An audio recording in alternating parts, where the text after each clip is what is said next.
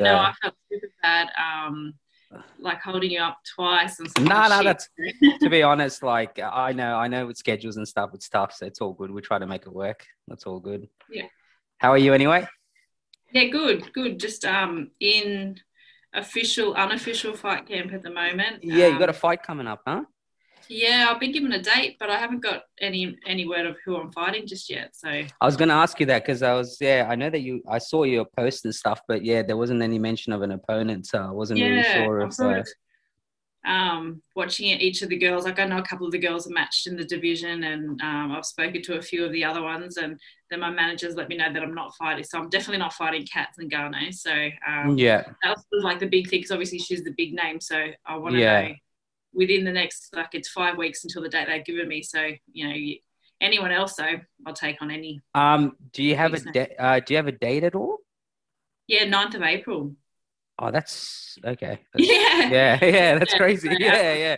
No, yeah. You would normally have a name by now, though, right? In usual circumstances, or yeah. yeah, Usually we've already got a name and a contract and everything already signed, and then they sort of like announce it sort of 4 weeks out. But yeah, it's interesting to see. I know that the girl that they were originally trying to match me with turned down the fight, yeah, so I don't know who that is. yeah. And I don't really see anybody else taking a fight with me on 5 weeks' notice. Notice, yeah. But yeah, I'll just keep training because the last thing I want to do is sort of slacken off, and then obviously someone jump in and they Yeah, get an opportunity and take it with two hands. So I mean, me back when I was starting out, I 100% would have jumped on an opportunity to fight someone with that's my right. ranking. That's But right. Yeah. yeah, we'll soon see. Yeah. Well, that's exciting. Well, I mean, thank you for giving me a time as well. Like I said, I mean, I know we touched on it as well. You're on camp and whatnot. But yeah, I've been obviously following you for a while, and we're trying to make this work, obviously, and I'm glad we made it work anyway. A couple of hurdles, obviously, but it's all good. Um, you were originally in boxing, is that right? You came from a Yeah. boxing background. How did you let's just, I guess, date it way back. That's kind of what I do with everyone anyway. Just how you kind of the journey into fighting and into MMA, and Yeah. how that interest kind of came about, I guess. Yeah. Well, I started as an amateur boxer, and the goal for that was to make the London Olympics back in 2012. So I didn't make the Australian team. So it's sort of, the Olympics are every 4 years, and it sort of made me sit back. I was 28 at the time. So I'd been Yeah. boxing for 2 years. Yeah. Yeah, and I just sort of like, it was also the other thing too, when you're, in the Olympic team or the Australian team, there's a lot of tours that they do overseas. Even watching the girls that are still, well, not so much recently due to COVID, but it was definitely a decision I had to make back then that I couldn't commit to, all the international trips, weeks away, just because my kids were so young back then. Yeah.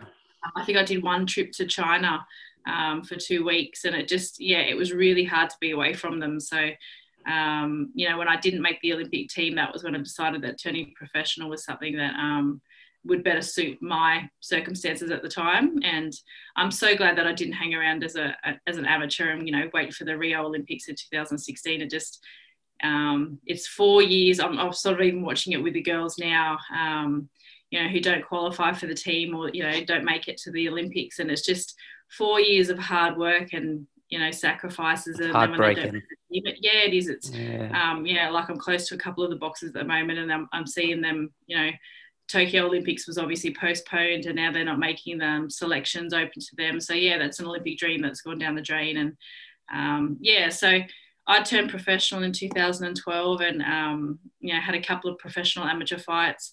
I won my 2 boxing world titles in my 3rd professional fight.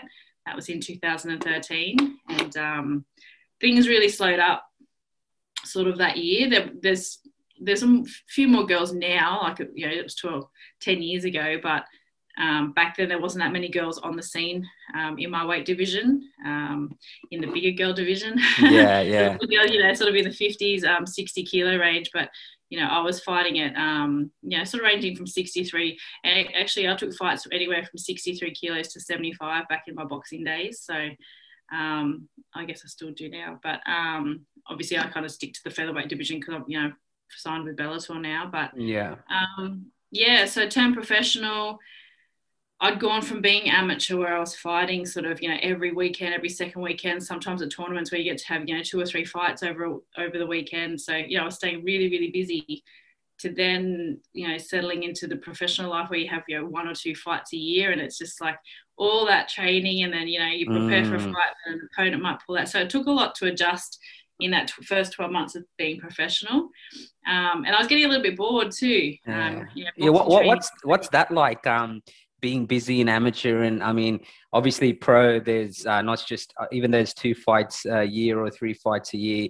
Obviously the stakes are very high, right? As it is for amateurs. But what was that like? Like, I mean, did you have a preference? Do you prefer like being able to train throughout, and then when a fight comes, you kind of zone in on like, 8 to 12 weeks or whatever it is? Yeah, well, I'm used to it now, but back in the back in that first year, it took a lot to get used to, especially like I won my first boxing fight, and then so that was, I think it was another 4 or 5 months. I'll have to look back at the, but I actually lost my second fight, and then to have to wait for so long to get back in there. Whereas as an amateur, you lose one fight on the weekend, and the next week you can get back. Shake it off, and then So I mean, I'm used to it now. I got like I only have 1 or 2.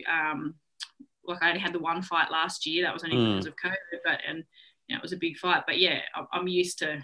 And having a couple of fights a year, and obviously with MMA you need that like more time to sort of prepare, and even when you're not in fight camp, that's sort of the best learning time too, because there's just even right now I'm spending a lot of time on my jiu-jitsu and focusing on that game, so I'm always learning, and that's probably been the biggest attraction for MMA, and the reason I started doing MMA was just to mix up my training, because boxing is a lot of the same sorts of things. You do your road running, your skipping, your shadow boxing, your bag work, pad rounds. Like it's all the same sorts of things. It's you're learning all the time, but it's very repetitive. So the fact with my MMA training week, it's so like it's a schedule, but 2 or 3 sessions a day, different facets. And I never feel like I master anything. Yeah. So you were already a mum when you were in the amateur circuit then? Is that right? Yeah. So what was I found, I mean, that was one of the things that really intrigued me as well, because obviously I know that when we originally touched base, I said that was one of the things that I really wanted to kind of dive into, just because there's this, especially for myself, and recently there's this whole, just that balance. And, as you know, obviously being a mom, it's one of the most important jobs outside of, what you do as well. So what was that kind of like, that balance? And I guess, I'm sure now obviously your kids are aware of what you do, but what was that balance like at the time? And by the sounds of it, you kind of had it all panned out that you were going to go from amateurs and you were going to kind of continue down that road and eventually go professional and whatnot. So what was that? What's that balance like then? And obviously things are probably a bit more easier now, but what's that balance? Sure. What's that balance like? What is it like balancing both those lives? All these Facebook memories keep popping up now. My son was still in nappies when I first started fighting, and I tell this story a lot to groups that I'm sort of either mentoring or assisting and stuff like that. But I remember back in those days, having to wake up early, 5 o'clock, and needing to do my road runs, but he was still in his bed and I couldn't, wake him up, whatever. And I'd go out the front and I'd put the baby monitor on the front mailbox, and I'd run from my next door neighbour's far fence to my other neighbour's far fence and just do that 100-metre strip back and forward for like half an hour, 40 minutes. And that would be my run. So if he woke up, obviously I could hear him through the baby monitor, but you still got your K's in. Like, just juggling, like even always having to think a few steps ahead, like they'd finish school and I'd have their homework packed and their pajamas and their dinners in Tupperware containers, and we'd be off to the gym. And they were definitely hard years, and I reflect back on them a lot now when I start thinking that I'm going through hard times right now, because my life is so much easier now that the kids are older. I have a super supportive partner. you know, the kids are pretty self-sufficient. They help me more than anything. My partner helps me. So yeah, whenever I have a little bit of a, you know, a sook that, you know, things are getting a bit tough now, I have to look back at those early days and remember that, you know, I was doing, and also too, like, yeah, as an amateur, you're doing it for the love of the sport as well, and nothing, you know, to succeed and achieve your goals, and that was the purpose of it. But like, you know, fast forward 12 years, like for me to be in the position that I'm in now, where, you know, I'm signed to Bellator and yeah, like in a different position financially, you know, being professional. Like I always knew that I was going to succeed in this sport. Well, it wasn't always going to be MMA, but like, you know, when I started boxing, I was always striving to succeed. Just combat sports in general, yeah. Yeah. And it's cool to sit in the position that I'm in now. Obviously, I haven't finished achieving what I want to achieve, but to sit back and look at what I have achieved, and yeah, juggling kids and juggling work and everything. What actually got you interested in combat sports? Was it something that growing up, or was it just something that you kind of got yourself into and found that you had a love for it? I really like the Rocky movies and Bruce. Honestly, just a tomboy. Like, yeah, those movies, even just watching, all those sports sort of movies too, even watching State of Origin growing up, like, listening to the anthem, like watching even like New South Wales with their jerseys and stuff like that. Like, I grew up and I always wanted to, you know, represent Australia. That's why the Olympic dream was like such a big thing for me. So yeah, it's just when it got introduced into the Olympics for the 2012, it was just sort of coincided with where I was in life, and I was just like, you know what, I could do that. I reckon I could, you know, I could fight. I was always, like I said, a tomboy, getting to fights at school, sticking up for my sister. So it's funny because, I always thought I was a tough person, and then when you start actually training and fighting, it's always obviously I'm still tough, but when you're actually fighting and standing across the ring or cage with someone that's also training, you're not so tough anymore. It's an even playing field. So it's been an awesome journey. Like I love like what I've obviously taught my kids growing up, with, you know, chasing goals and dreams and working hard is probably the biggest thing. But just even what I've done in the 12 years, it's more so lately just sort of sitting back and patting myself on the back and appreciating what I've done. Yeah, well, I mean, if you're talking about hard work, especially, I mean, I guess for your kids as well, like the industry and the sport you're in, you can't get anywhere without hard work. So, you know, that's for sure. Yeah. So, so signing to Bellator, I mean, that would have been an amazing feeling for yourself. And I think from what I've read, doing my own research in terms of representation, I think you were the first Australian woman, I think, ever to be signed to Bellator. And what was that kind of feeling and moment like? Because you know, it's a big deal. Yeah, well, to be honest, like when I got signed to Bellator, it was all like Bellator still wasn't my main focus. Sorry, not Bellator. MMA still wasn't my main focus. I was still, you know, like boxing. At that time, I lost my 2 world titles because I didn't get, I wasn't able to defend them. And so I was just chasing, you know, and I'm still chasing that dream. I want to be a boxing world champion again. And I feel like I've got the right backing and team behind me now to be able to, like, you know, follow that. So there's some more goals that I've added onto my list. But so I got signed to Bellator. I was sort of umming and ahhing. It was scary, the idea of you know, signing to an overseas promotion too. And then obviously I signed with my manager as well. So it just seemed like really big steps. And it wasn't until the plane trip over there that I sort of sat back and thought, like, wow, like I'm flying to America now. Like, it's big. And then obviously once I got there and met the ops team and met everybody and realized and saw how professional it was, like I'd never been on such a professional show. Like, there's a couple of professional shows I've been here in Australia. Like, there was a lot of dodgy ones too that I fought on, but like, it's a big deal. And yeah, it was really, really cool just to sort of be over there. And I told myself that I was going to grab the opportunity with both hands and take it. And I did. I, had an awesome debut, and yeah, it's been a fun run ever since. So how did that come about? It was just, it's just the opportunity was there, kind of it just kind of came about. And the reason I was saying is because you were in boxing, and then you kind of transitioned and you went over to Bellator. So how did that happen? It was just, they were just keeping an eye on you, or?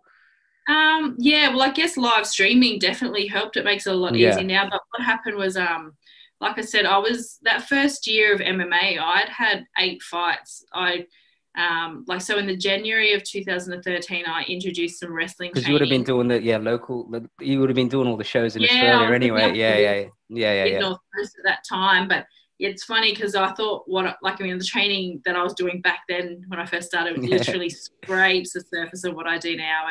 And, obviously, my situation at the time, like I was living, 4 hours away up on the mid North Coast, and that's where, my kids were going to school, this and that. But I was just like, oh, imagine, and like if I lived down here in Sydney and had the coaches that I have now and training partners, like, my career would have sort of excelled even a lot faster than what it is now. But everything happens in life at the right time, and so I was up there, and I'd literally had 4 months of wrestling training and jiu-jitsu training, which was all super defensive. And then I jumped in for my first MMA fight. I'd never even stepped in the cage before for training. So I got sort of locked in that cage. And then, I had a heap of fights that first year, like literally 4 weeks apart, very minimal time to actually learn anything significant. But in the August of 2014, I went in a contender gauntlet thing where I ended up fighting 3 times in the one night. Wow. Yeah. Yeah, which is a cool thing. I remember, I decided to have 3 MMA fights in one night. What was that like, backing up? Yeah, pretty full on. It was, I would imagine. Yeah. It was one of those cool things. I remember watching Fight Girls TV series in England, and it was a similar sort of thing. And I thought, that's cool. And to this day, like to sit there and say I had 3 fights in one night, it's a very, very cool thing. But one of the girls that actually I ended up losing to on that card, we ended up rematching. And her name's Faith Van Duyn. She actually fought Cyborg on the Invicta stage, and she'd already been signed to Invicta by her manager, who's actually now my manager as well. And he reached out to me after that fight and said that he'd watched it, because obviously he was managing Faith. And he said he was interested in managing me too. And at the time, it was funny because I got a few different messages from managers and stuff, but I was always real cautious because you always hear these horror stories of, managers, and you sign with them and next minute they're taking your firstborn. And so I sort of was a bit standoffish with him because I wasn't really interested. And then he's like, oh, I've got Faith that's signed to Invicta, but and you're in the same weight division, so I'd probably be able to get you signed to Bellator. I'm good friends with the matchmaker. And I sort of looked at what Bellator was, and I remember Peter Graham had fought on it. Bellator was sort of on TV, and you'd see some of their fights and stuff, and I'm like, oh, that's pretty cool. It's in America. And then, before I knew it, Cris had actually sent me the contract from Bellator, giving me a four fight contract deal with them. And I'd signed and returned that back to him before even finalising our manager's deal, between ourselves. So, along the course of the 6 years, almost 7 years that he's been my manager, he's been true to his word and a very, very good man. He's looked after me, and all those things that I was scared of back in those early days, he's been more than good to me. I guess you always worry they got the best, your best interest as well, right? So that's kind of half the challenge. Well, you shared the cage with Cyborg as well, and what was that like? It would have been a very high profile fight as well. Obviously, for sure. Given Cyborg's name, obviously. What was I kind of want to tap into just your mentality and how you prepare for fights, but we'll kind of maybe segue off this. But what was your mentality and preparation kind of going into that fight? I would say out of all the fights you've ever had, in terms of high profile, this would have probably been up there, right? The biggest, right? Yeah. And it was for the belt as well, for the 145 belt. Was that right? Yeah.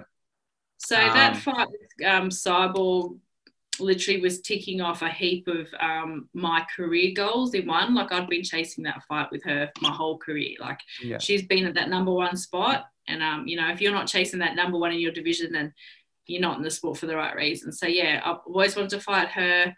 You know, obviously I wanted to win that Bellator world title. The goal to be a dual champion in both boxing and MMA. Obviously to get a big payday. So, yeah, there was a lot of career goals in that fight. And, yeah, it was the biggest fight of my career. So when I fought Julia for the title back in 2017, I had a really good preparation that fight camp. My warm-up was really good. And then the minute they called my name, I literally just lost. I just went blank. Like, the fear, the nerves, everything just hit me at once. And I literally don't remember anything of the fight. Wow. I don't remember anything in the corner. Like, yeah, so since that fight, it was actually the next fight, I actually brought a hypnotherapist on board, and I really started working my mental, because obviously I trained super hard physically, but yeah, your mental aspect, that's been one of the biggest things that have let me down in my past fights, for certain different reasons, just lack of belief, you know, just regathering my thoughts at the, you know, crucial moments in a fight, clearing my mind in between the rounds and this and that. So I started with a hypnotherapist back in 2018, and then she was awesome. She really tapped into the things that like subconscious thoughts that go on either before the fight or during the fight. Is that the title they carry, hypnotherapist? For this lady, she's a hypnotherapist, yeah. Okay. But then so for the Cyborg fight, though, I actually brought a sports psychologist on board. Okay. Yeah. So the sports psych from Jackson Wink, and he, we worked together all of last year, and we did sort of Zoom calls and this and that, and he had me go through a certain process, and he was awesome. You know, I felt super relaxed, and like, for a fight that was the biggest fight of my whole career, with so much like sitting on like a good writing on it, yeah. And obviously, like, she's a scary woman. A lot of girls that have, you know, dodged fighting her, but yeah, so I was sort of, you know, had a really good fight week. I had Tyson Pedro there and my partner. We were obviously Coach Wink from Jackson's flew in too for the fight, so had a really good fight week. I was super relaxed, weight came off easy, had a good weigh-in, was in a good mindset, had a good warm-up and everything, and I was like holding my breath the whole time thinking, is this feeling going to come that I got obviously in the Julia fight? And it didn't. I walked out, felt super calm. You know, I stuck to a fight plan that we'd sort of planned, which was to try and take Cyborg into the later rounds. You know, if you watch her previous fight, she starts really slowing down after round 2, and I always come back stronger in my fights. So I got a good gas tank. I work really hard on my fitness. So, yeah, we just kind of wanted to weather the storm a bit. And I did that in round 1. I wasn't in any danger. Probably could have picked up a little bit more of the pace with, returning some strikes and that. But even when she had me on the ground and that I could hear her breathing, I could hear she was putting so much into it to try and finish it early. And, and then in the round, the break, I was sitting on the stool, and I just remember looking like into Tyson's face, and it was the most alert. Usually, sometimes I'm just sort of looking straight through my coach, not listening to a thing they're saying. I'm in my head going, fuck, I've just lost that round. Like, I'm, panicking, but I was actually like, all right, I lost that round. That's cool. Like, and was engaging in a conversation with him. Fitness was awesome. I wasn't, tired or anything. So came out to start that second round and was ready to start, getting to work. And then I got clipped and went downhill from there. So, I learned some stuff there. Like, I always thought that if I was in, seriously hurt in the cage, that I'd be able to sort of just dig deep and keep pushing. But, I let her see some fear in my eyes, and she jumped on it. I mean, I'm sure you would have, that experience obviously, if anything, probably would motivate you even more, I would say, right? Oh, for sure. Yeah. It's going to be a dangerous thing. Like, the last time I lost a fight was 2017, and I came back with, 3 straight wins. And it it's almost like I need a loss to reset myself. And I'm hungry to get back into that cage. I've been, I haven't stopped training. I jumped into a little mini camp before Christmas just to make sure I didn't let my thoughts run away with me. I remember last time I lost a fight, I You know, went a little bit downhill, got down on myself and this and that. But I've actually been in a really, really good mental state, which is, you know, big positive ups, I guess, to the team of people I've got around with me working. And obviously the mental state that I'm in, like I'm, you know, I lost a fight, but at the end of the day, it's just a, you know, it's just a fight, you know. Yeah. You know, fight another fight, and it wasn't meant to be, but I'm sure it will be next time. Yeah, of course. I mean, I would assume that these are some of the things that the sports psych kind of helps you develop in terms of like, you know, your mental, just your mental game and how you kind of, you know, I guess deal with these kind of situations, whether it's a win or a loss. Yeah, for sure. Were these things? Yeah. So what was the affiliation with Jackson Wink? Was that through the sports psych? Was that how the affiliation, or did you go train with them and whatnot? Yeah, I Yeah. first trained at Jackson's back in 2016. It was Right. like a couple of months just after Holly beat Ronda. So it was, you Yeah. know, Yeah. big hype around her. And Holly's been like, obviously Holly came from a boxing background and transitioned over to MMA. And yeah, so she was kind of like my like I looked up to her as an athlete. I really liked the person that, you know, she is as well. More so now that I've obviously met her and spent time with her. But just yeah, she looked like a pretty cool person, just real down to earth and that. I really wanted to train with her. But yeah, what had happened, I think it was my fight. There was a fight I had in 2015, and my wrestling was absolutely appalling in the fight. I got taken down so many times. Yeah. And the wrestling coach of Jackson Wink was actually there with Greg Jackson, with one of their fighters. And he walked over to me after the fight and he's like, congratulated me on my win, because I got the win, but he's like, you need some serious help with your wrestling, girl. And then it's just like, you know, come to Jackson Wink, you know, you're welcome to train. I'll help you out. And that's pretty cool. Yeah. Yeah, it was really cool. And then even more so that they reached out to me on Instagram, yeah, and offered for me to come over and train, because they were like, you know, Holly, you're the right size to train with Holly. And I was just like, oh my God, Holly's just beaten Ronda Rousey. Like the fact that they're even like, yeah. So it was, I was actually really there. cool. I was actually there in Melbourne that day. I was at the fights, and I still remember the reaction after the kick. I turned around, and the guy behind me just had like a dead ghost face. Like, you know, obviously Ronda was riding all the hype at the time, and yeah, I just remember that. I remember that day and that fight so well. But yeah, well, that's pretty cool. I mean, it's cool to have affiliations there as well. Like, and I mean, Jackson Wink, I mean, you know, they produce some of the best fighters in the world. So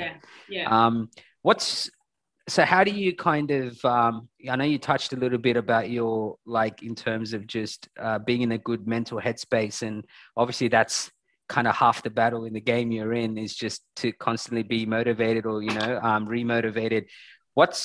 Are there things that you kind of outside of a sports psych that you kind of draw inspiration from, or you kind of lean on in terms of I guess getting yourself prepared, and especially like fight week? What is it like for yourself when you you know, approaching a fight? Are there like rituals or things that you kind of do on a regular that kind of gets you up for fights? Yeah, I've got a bit of a routine sort of thing happening now.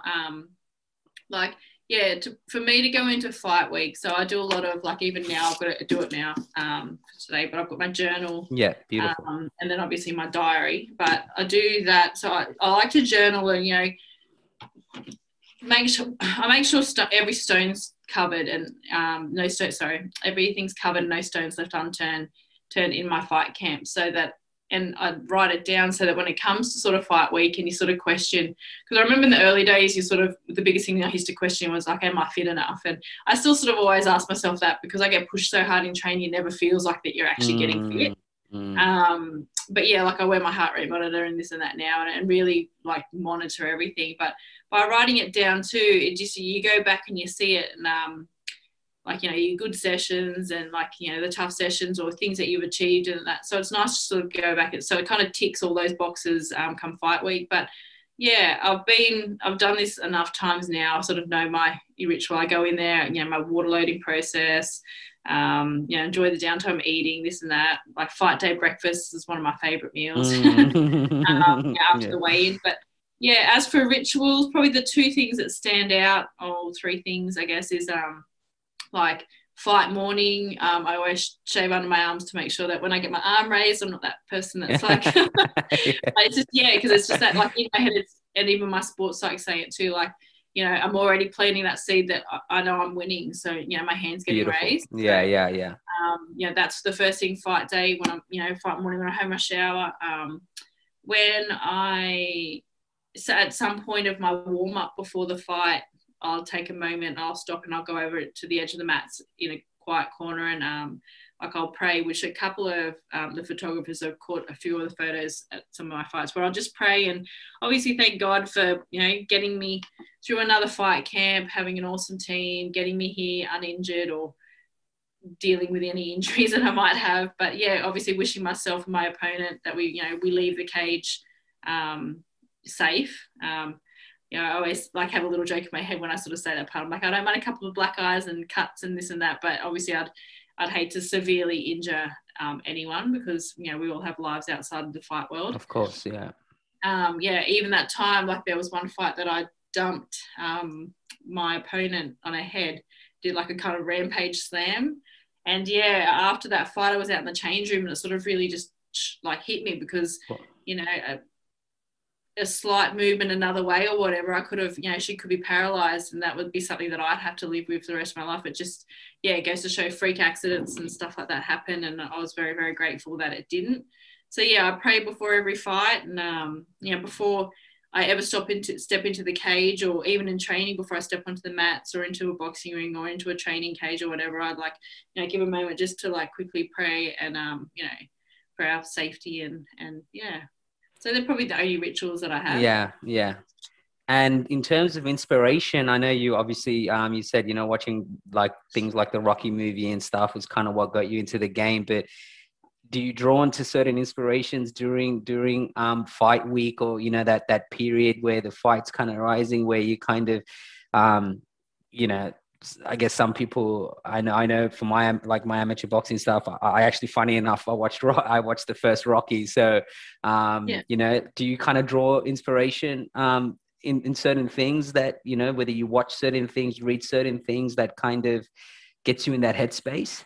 Yeah, I guess I've got like my goals and dreams so like right there in the top of my head that I just know what I'm. You know what you're doing it for. Yeah. Last fight camp, I did find that I actually like I was reflecting a lot back on my whole career, and I sort of had a bit of a playlist of old songs that I used as walkout songs, or, you know, old songs from, you know, when I was younger that were, you know, pump up songs or whatever, and it would just sort of take me back to that time, and then remember, like, it just made me sort of realize how far my life's come, and that gives me inspiration because I know how hard I've worked over the 12 years to, you know, be in this position in life now, and that just makes me want to work even harder just to keep getting more and more and more and achieving more and putting myself into a position to really set myself up in life and open up other avenues, you know, for post-fight career and yeah, so that's all the sorts of things that drive me. And yeah, obviously my fans too, like Fight Week, I get a lot of, you know, messages and comments on posts and stuff, and it's a really cool thing. Even like, you know, doing podcasts and, you know, the fact that people even will want to listen to this, it's you know, signing autographs and stuff. Like, you know, 12 years ago I was a stay-at-home mum and would only dream of something like this. So yeah, I often reflect on all that sort of stuff. Yeah. And I guess you know, you get what you put in as well, right? And you put in the work, so you know, you just got to reap the rewards. What's nutrition like for you? Are you working with Jordan Sullivan as well? Yeah, yeah, Jordan. Yeah. He's got everyone on his table, hasn't he? We did our first fight camp together. Last fight camp. So it was funny because like me, Orny at Ethos. So he has obviously a team that he works with, and he said to me, like, we've been together now for 2 years, and he kept saying, like, you need to work with Geordie. And I'm like, no, it's all right. My fight camp. Like, I don't have any issues making weight. But I got him on board last fight camp. I got Athletes Nutrition. That's a company that supplied me with my meals too. And I saw that. I saw some of your stories. Yeah. Yeah, him and Yeah. Geordie, like I don't even plan anything. Geordie just messages him like she needs this many carbs after this train. Like, so I give him my training schedule and they just organise. I just get a box of food delivered and I'm like, you guys are awesome. But yeah, Geordie, like he's just a master of what he He's a does. Like I wizard, isn't remember, he? Yeah.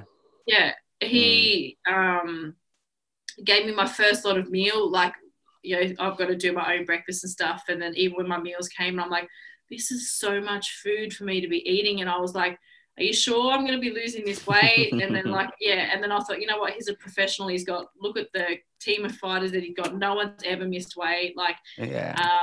so I trusted him just like I trust all my other coaches too. He's a professional. So that's why I got him on board. So, and then, yeah, sure enough, next minute I had like the first fight camp I've ever had abs and had so much energy. I had like a kilo to lose come like weigh-in morning. And yeah, it was, he's very, very glad. I mean, obviously anything science backed is gonna, you know, it's always gonna thrive. But I've had the pleasure of actually having him on the podcast, but I know some of his diets, some of the fighters that have been on his you know, that's worked with Jordan as well, and man, they've you know, they've had nothing but great things to say about how they've kind of progressed through it. So I actually know Ethos well. I know Charles is a good man of mine, Charlie. So I know I know a few people from Ethos as well. But do you ever feel like, does it ever hit you? I mean, like I know, especially especially being a mum as well. I mean, I don't know if it's just me or the world I come from, but it's such a like you don't really kind of get to see you know, women in your position, and then also be able to balance it. Do you ever kind of get people asking for advice, or kind of feel that, you know, kind of weight and energy that, you know, that other women, and be like, how does she kind of balance everything, and being a mom and training, and you know, the reason I'm saying it is because traditionally you don't see it that often, right? Once you have kids, you're expected to stay at Yeah, you home. know what I mean? That's just how the story goes. And I always say to my wife, and obviously, you know, she does some strength and conditioning and stuff, and where I used to do my strength and conditioning, like, you see all these moms come in, and she always tells me every time she comes back, she's like, man, it's crazy how they you know, they balance their life. But like, especially with you, like, it's not just only just being a mom and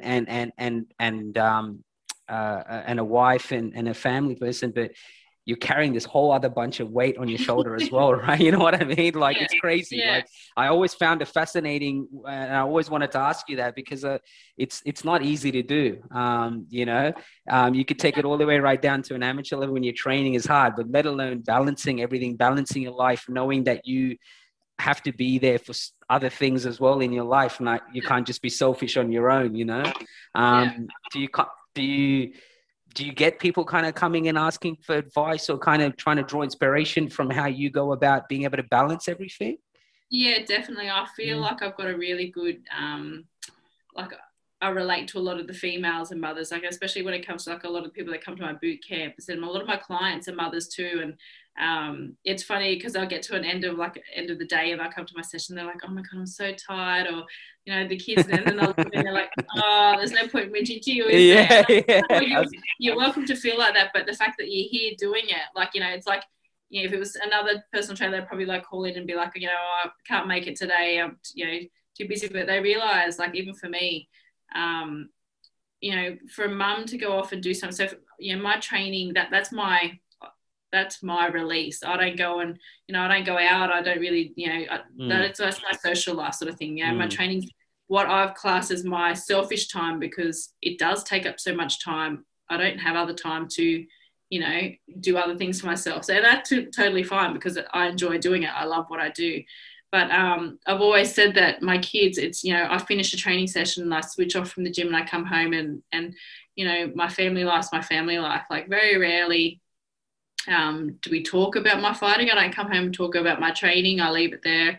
And my kids are that nice distraction. I've only got the one at home now. My daughter's, you know, lives down down south for uni. But my son, like he's like with his soccer training and or everything, he takes up a lot of my time too. But it's nice. It's it's his little thing, and I love being a part of it. But it's a nice distraction of. It's nice for you to be able to switch off what you do as well, and then just Although sometimes it drives me like it's very full on. I mean that's what I said. It must be really challenging. I mean, it must be really challenging. But I mean, nothing compared to those early days. Like he'd be ringside in his pram, and because he could not run around. If you let him out, he'd just run around.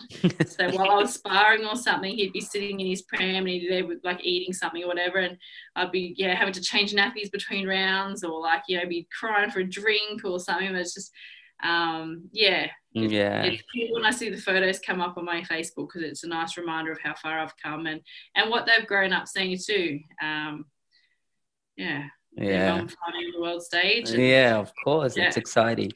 What's kind of your next plans now? I mean, obviously, I know we touched a bit on the fact that you're meant to be fighting in April, but and then you also said that you wanted it. You still got your heart still set on being a boxing world champion as well. So, like, how do you kind of see that going? Do you want to try to get, obviously not try? I mean, you want to get to the top of the food chain in Bellator, obviously, and put yourself in the best position. But is that kind of the kind of angle you want to go? You want to try to be world champion in MMA and then switch to boxing, or just see it kind of how it all plays out? I want to have a really busy year. So the plan is to have this fight like pretty soon. Hopefully, like I said, get an opponent in April. And then, like touch wood, there's no injuries, and I jump straight back into a boxing fight here in Australia. We've got sort of avenues for like a really good fight that'll put me back up into the rankings. And so I want to have the 2 Bellator fights this year, and hopefully, two boxing fights, 2-3 boxing fights. I mean, we're already in March, so maybe 2 boxing fights. But get back in the boxing scene here in Australia at the moment. Like, the boys have really lit things up. There's a big hype around the boxing scene. There's a couple of girls running around. So, boxing in Australia is alive at the moment, and I want to be part of that. I've just come off fighting, Cyborg, which was the biggest fight in female MMA history for an Australian, up until obviously Megan Anderson fights Amanda Nunes this weekend. On Sunday, But like it was big, but I didn't really get the publicity around that fight that I probably should have. And if it takes me getting back in the boxing ring here in Australia, I just I'm all about sort of cementing my legacy and obviously building my profile for avenues and life after fighting. So well, of course. Well, I know that the publicity aspect, man, I think, but I know there's pure fans like myself and others that, appreciate what you do for the game, not even just in the game, but women's MMA. And, I think when they go back and look at their record books, it'll stand out. But, look, I won't take too much of your time. I know you've already given me a lot of time as well, but look, I really appreciate it, and I'm a big fan, and I wish you nothing but the best. And I would love to see you fight in home turf as well, in boxing. That'll be awesome. That'll be awesome. And like you said, boxing's starting to get a bit lit now, and I love it too. And it'll be really good to see you actually, have a big fight in Australia. I think that's well deserved. And I really do hope that, you get through your next fight safe, and you get the W, and then, we kind of see you fight again for a title shot as well. Something tells me, it'll hopefully happen sooner rather than later. I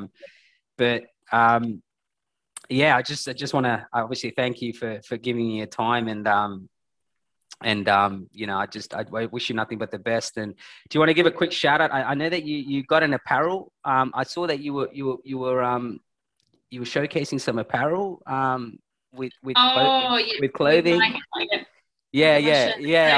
just saw the top logo, and I noticed it from your story, and I was like, just before we kind of close it off. Are you working with a company? Is that right? Or you've got together? I am.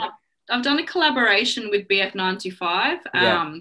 So basically these shirts here, so every fight I bring out like a walkout shirt, and usually it'll have my sponsors and this and that on the back. Yeah. But I changed things up this fight. I brought this shirt out because they've actually done a collaboration with me where all profits of the sales of this shirt will actually go towards 2 scholarships that I'm starting. Yeah. So the Anger Fist Athlete Scholarship will actually give a fighter a 12-month membership to Ethos, where I do strength and conditioning. It'll have the fight dietitian working with them, a discount code for athletes' nutrition meal, a full Adidas fight kit, and obviously mentoring for me. So yeah, like I said, that's the works. Yeah, it is. It's like it's putting someone on the right track early in their career. Like, and it's you know, what I said it earlier in our conversation, that if I had been where I am now with the coaches and aligned with the right people, like who knows how much quicker my career could have progressed. But yeah, so I want to give someone that opportunity, someone that needs it, someone that's hungry for it, someone that if I could just give them a helping hand. And then the second scholarship is the academic scholarship, and that will give someone a fully paid tertiary course, just someone that wants another, like a kickstart redirection of their life, someone that's doing it tough, might be someone that's just left a relationship, or someone that's struggling financially, someone that's working a job that they're not really liking, and then also 12-month membership to a gym, because I think that those two things coincide with each other, like obviously exercising, living a healthy lifestyle, and obviously studying and that. So yeah, someone that just wants a little helping hand in life, and so they're two things that mean a lot to me. So the fact that these guys are coming on board, and they've had Arc 11 design the logos for it, and then they brought the shirt out. So really trying to push that one. So that's why it's my walkouts shirt, and awesome. Like it's a completely selfless venture where like no one's making anything from it except for obviously the people that will be awarded these scholarships. That's awesome. That's great. Arlene, thank you so much. Appreciate it. And, hopefully we get to chat maybe later in the year after a couple of, get your hands raised after a couple of fights, and continue this narrative. But no, I really appreciate your time. I really do. I know you're busy, and I know you're busy training, but thank you so much. Thank you. Thanks. Appreciate it.